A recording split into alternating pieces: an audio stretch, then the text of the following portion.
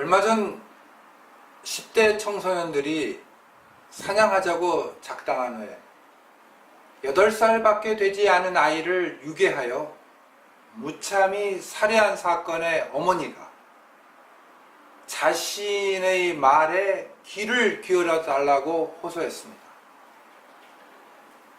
인천에 사는 이 엄마는 가해자들에게 엄격한 처벌을 내려지기 바란다면서 인터넷으로 탄원하는 서명운동을 아고라 청원 사이트에 올렸습니다.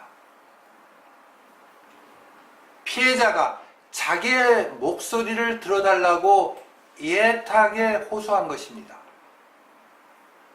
그리곤 얼마 지나지 않아 그 사건은 점차 우리의 기억 속에 사라지고 귀를 기울여 달라는 애절한 목소리도 점차 희미해집니다. 바로 우리 사회가 피해자에게 귀를 기울이지 않는 바람에 한국인의 냄비 근성이나 화병이 원인됐다는 것이 어느 정신분석학자의 분석입니다.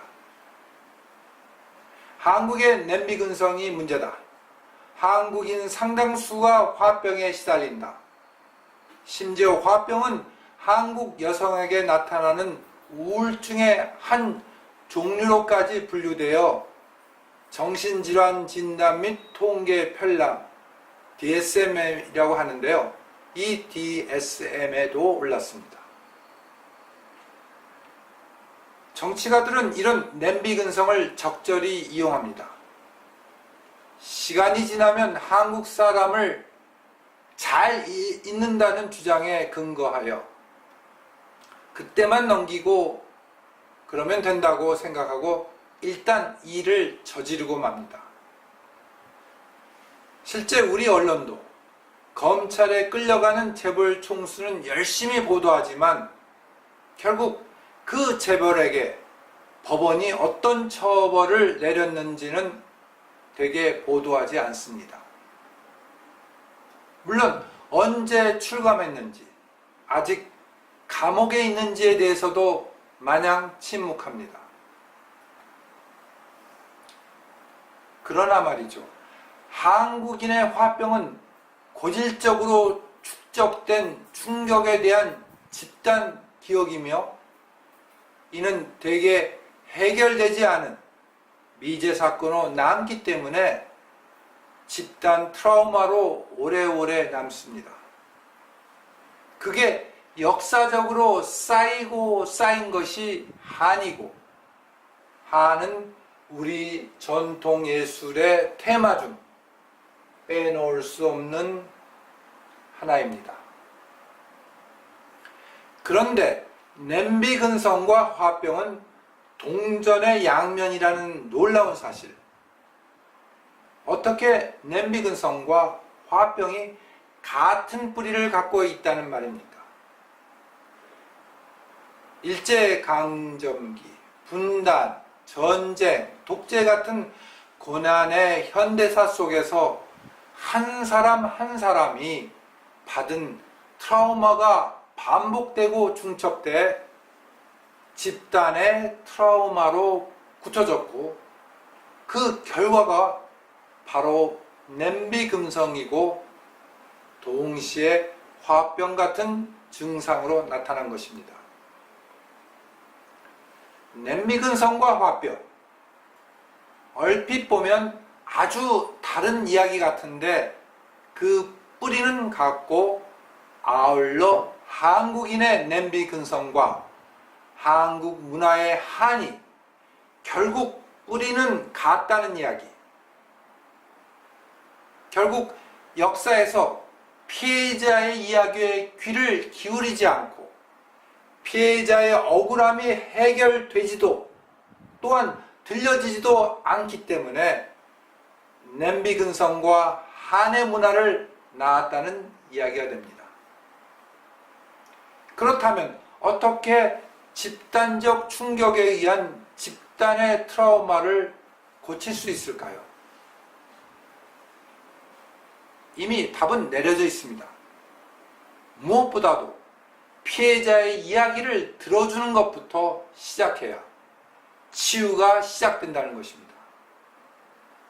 그러려면 피해자의 말을 들어주도록 사회가 배려해야 합니다. 바로 세월호가 그렇습니다.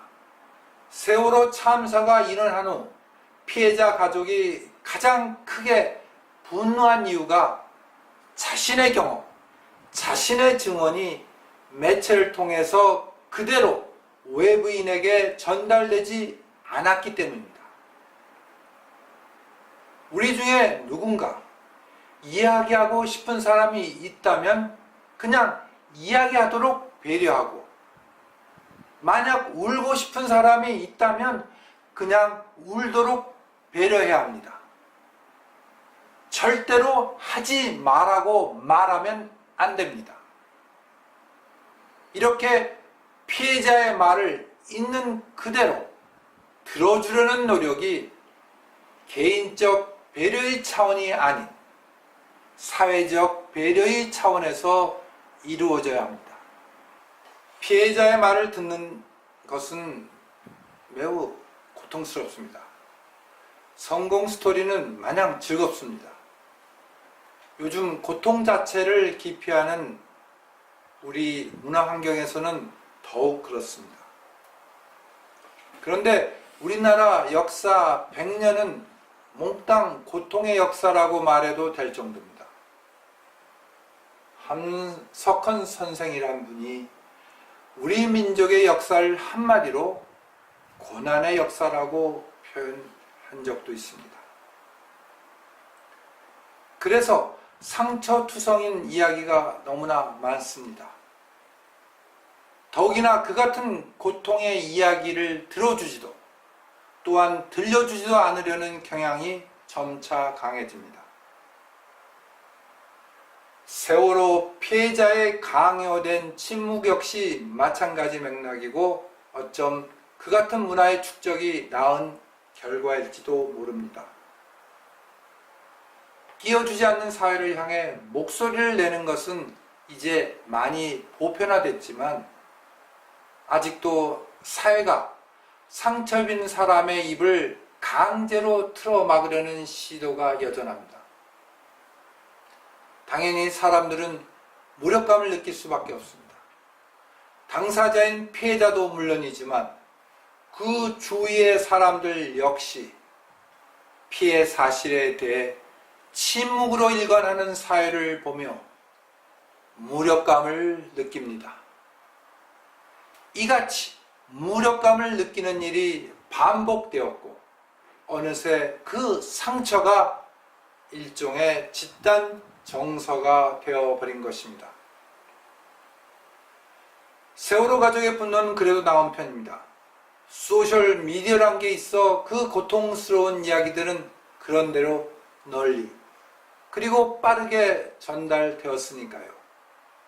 하지만 그 이전에 일어난 광주 민주화운동 또 그와 같은 일들은 당신은 물론이고 그 이후 상당 기간 동안 침묵으로 일관되어 오랫동안 광주 시민만이 고스란히 상처를 떠안고 살아가야만 했습니다. 당연히 그들이 감당해야 할 트라우마가 엄청났고 그러한 광주 시민의 집단 트라우마를 상당 기간 동안 외지 사람들은 처음에는 이해할 수 없는 괴이한 집단 정서로 나중에는 적대적인 집단 정서로 인식해서 광주 시민을 고립시키고 그러면서 광주 시민의 집단 트라우마는 깊어지기만 했던 것입니다. 세월호가 그래도 나은 편이라지만 어느 순간부터 그만해라, 그만해라는 목소리가 커지기 시작했습니다. 그런데 그만할지 여부는 피해자가 결정하는 것이지 다른 사람들이 왈가불가할 사항이 결코 아닙니다. 물론 그 같은 피해가 꼭 다른 사람의 일만 아니고 자신에게도 들어닥칠 일이 될 것이라는 그런 우려 같은 실용적 판단 때문에 피해자의 목소리에 사회 전체가 귀를 기울여야만 한다는 뜻은 또한 아닙니다. 충격과 체념에 개인적 아픔은 결국 사회 문제로 발전하기 때문에 지금 당장 귀를 기울여야 한다는 것입니다. 이런 식의 체험이 쌓이고 쌓이면 사회는 미래를 향한 변화의 몸부림을 스스로 포기하게 됩니다. 변화의 동력이 소진되고 만다는 것, 또한 체념을 강요하고 무기력감을 쌓아가는 사회도 문제지만 충격을 계속해서 거르지 않고 그냥 방치하거나 오히려 틀어막으려는 음모가 계속된다면 이 역시 우리 사회로 하여금 한 발자국도 미래를 향해 앞으로 나가지 못하는 장애물이 되고 말 것입니다. 광주 민주화 시민운동이나 세월호 같은 그야말로 역사적 비극 외에 우리에게 침묵을 강요당하는 집단적 고통은 너무나 많습니다. 저희 로컴의 마이스토리를 보면 너무나 많은 이야기를 남이 들어달라고 외치고 있습니다. 귀를 기울여라. 피해자의 이야기를. 그리고 생각하자. 함께 변화를 만들도록. 그럼 한해 문화도 냄비 근성도 영원히 사라질 것이 아니겠습니까? 이것이 사회 발전이고 미래가 있는 역사가 아니겠습니까?